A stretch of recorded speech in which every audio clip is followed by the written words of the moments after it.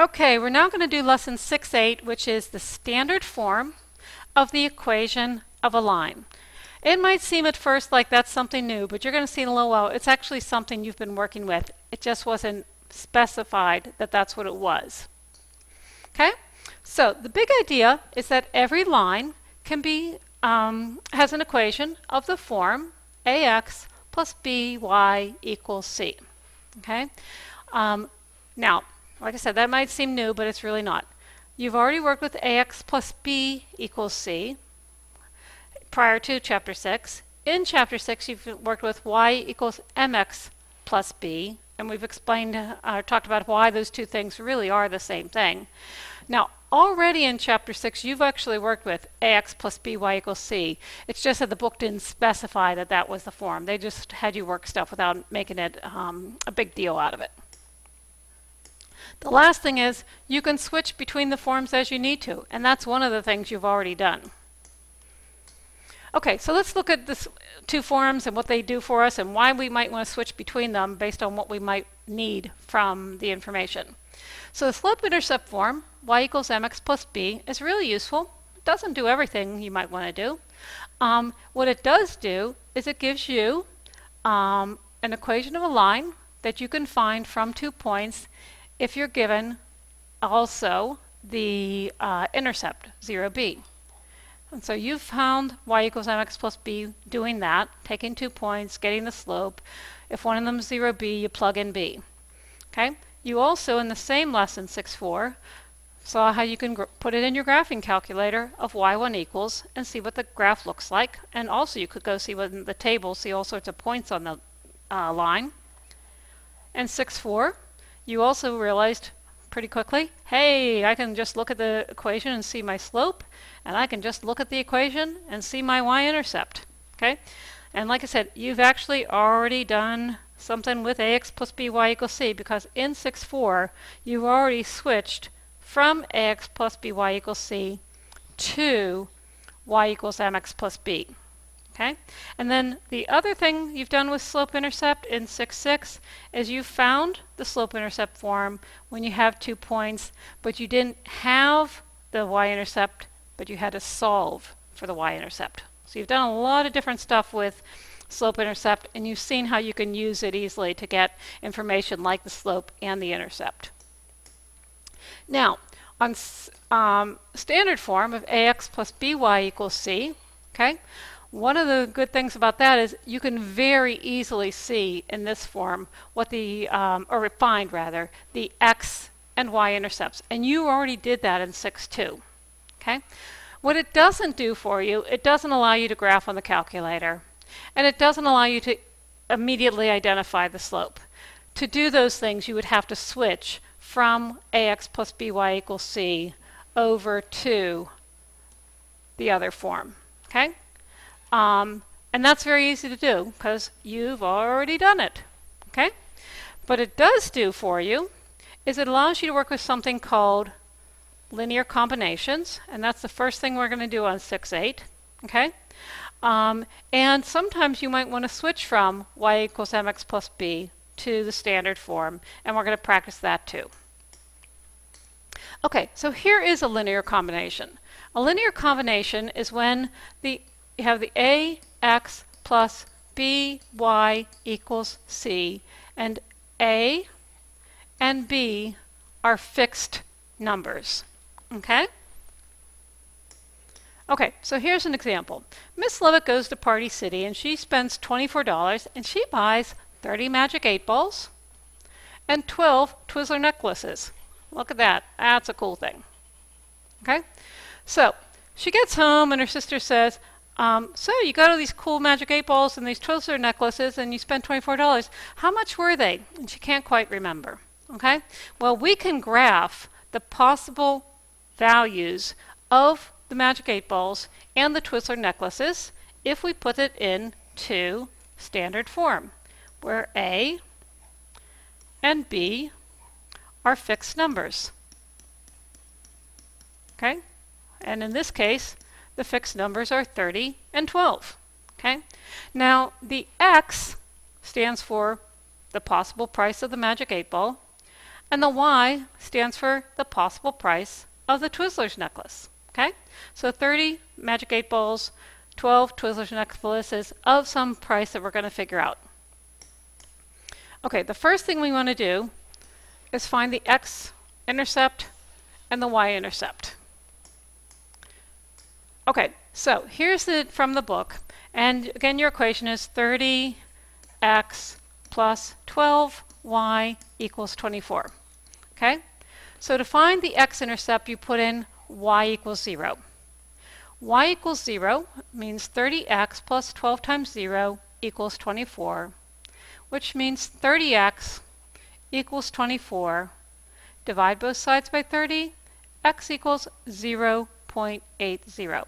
So your first point is 0.80 for x, and then comma 0 for y. That's your x-intercept. We're now going to do the y-intercept, which means we're going to put in 0 for x and find the y. So 30 times 0 plus 12y, the thing we're trying to find is the y, equals 24. The 30 times 0 obviously is 0, so we end up with 12y equals 24, and y equals 2. So our second point is 0, 2.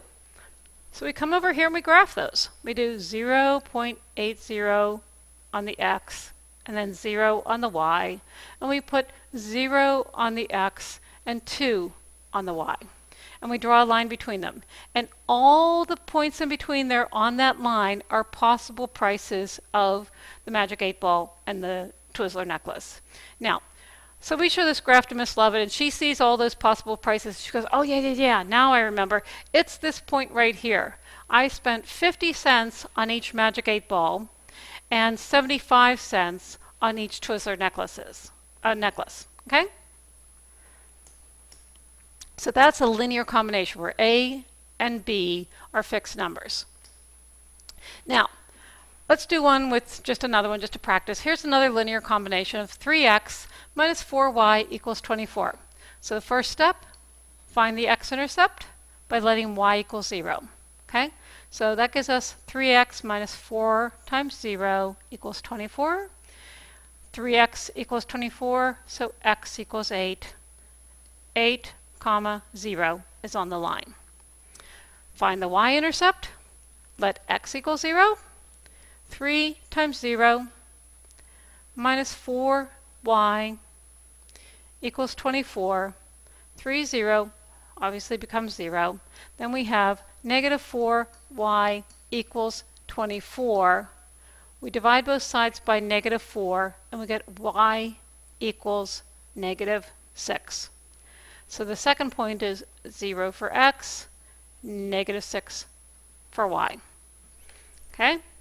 Then we come over here and we graph those. We come over 8 on the x and 0 on the y. And we do 0 on the x and negative 6 on the y. Okay? And then we put a line between them, and those are all our points in between, or on the equation 3x minus 4y equals 24.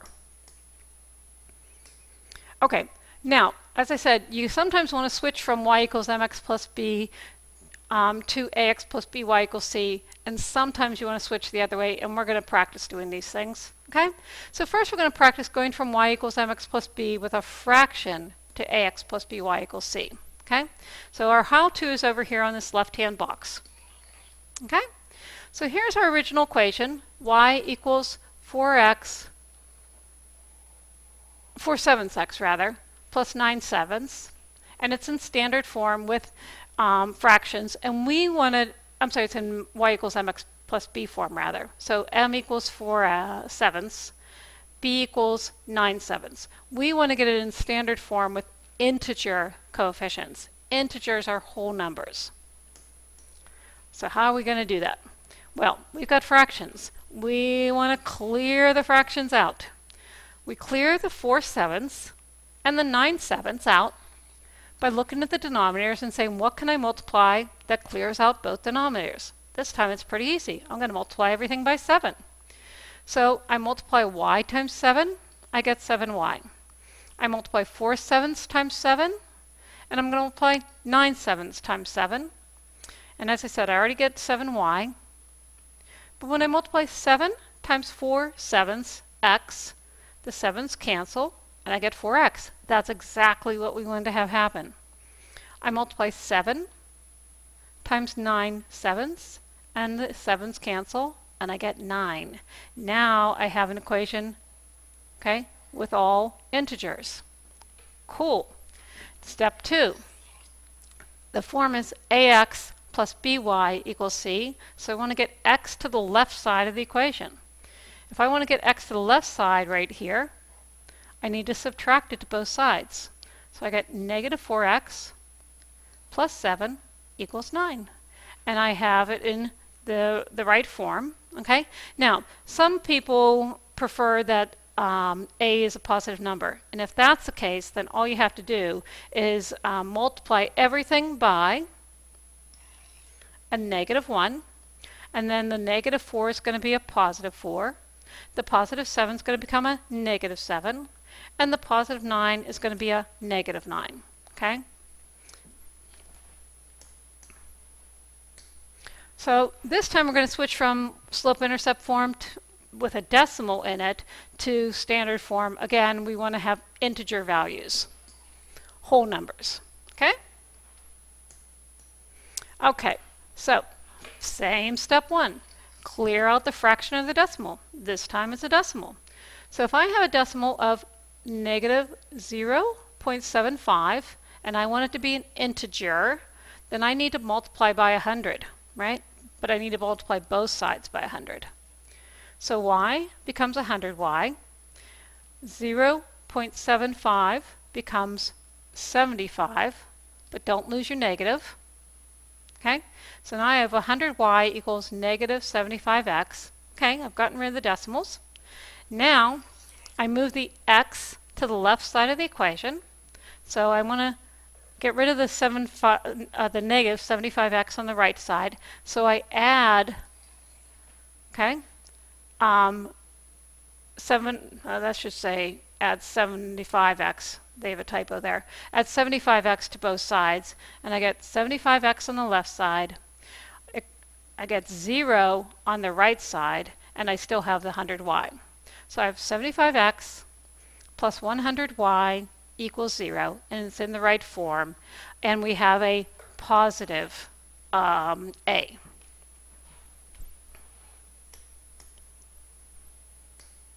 Okay, and then the last thing they have you do in 6-8 is they have you practice going from an equation, in this case a standard one, and putting it in slope-intercept form. This one is not slope-intercept or standard, but you can put it in both of those forms. So do those 5 equations just to practice them. Actually, we'll practice them in class, but you should be able to switch between all those. And that is 6-8.